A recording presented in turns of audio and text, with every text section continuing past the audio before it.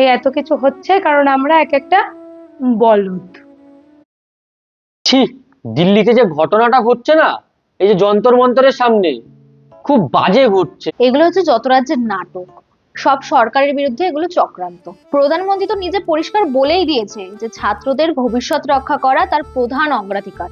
বিদেশি ফান্ডিং থেকেই এইসব নেওয়া হচ্ছে। আর তাছাড়া তো নিটের পরীক্ষাও হয়ে গেছে, প্লাস এর সাথে সাথে রেজাল্টও বেরিয়ে গেছে।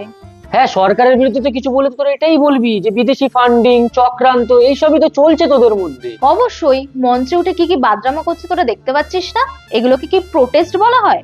হ্যাঁ, তো বেশ করেছে। সরকারের বিরুদ্ধে প্রোটেস্ট করছে বলে কি তাদের কি জীবনে কোনো এন্টারটেনমেন্ট নেই? এটাও কিন্তু একটা প্রতিবাদেরই ভাষা। বাহ ভাই বাহ।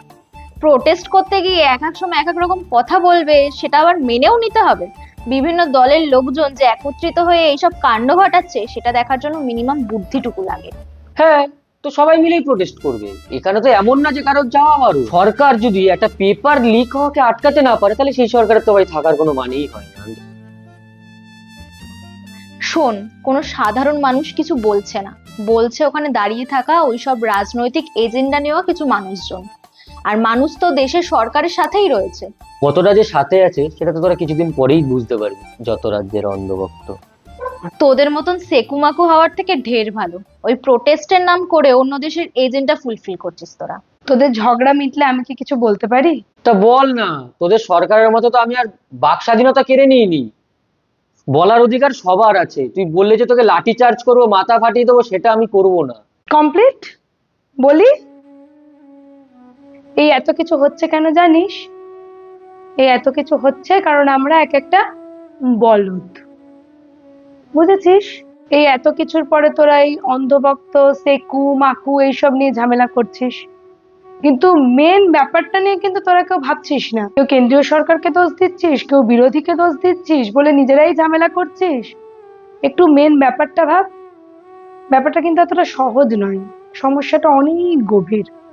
এই নিটের পেপার কিন্তু এই প্রথম লিক হয়নি, এর আগে 2024-এও লিক হয়েছিল।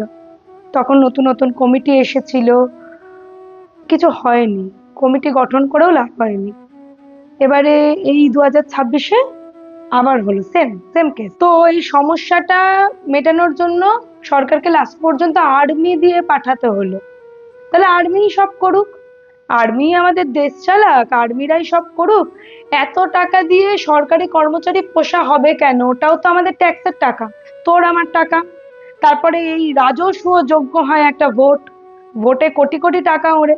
তাহলে আমাদের ভোটের জন্য কেন খরচ করব? সরকারি চাকরির এই যারা কর্মচারী আছেন তাদের পেছনে কেন ঢালবো? মিটে যায় তো আর্মি দিয়ে। আর এই যারা এখন প্রোটেস্টে গেছে দেখতে পাচ্ছিস, এরাও কিন্তু একসময় ক্ষমতায় ছিল। কাদের দেখতে পাচ্ছিস? আমাদের এখানে দেখতে পাচ্ছিস কাকে? মহুয়া মিত্রকে। কিছুদিন আগে কি হয়েছে?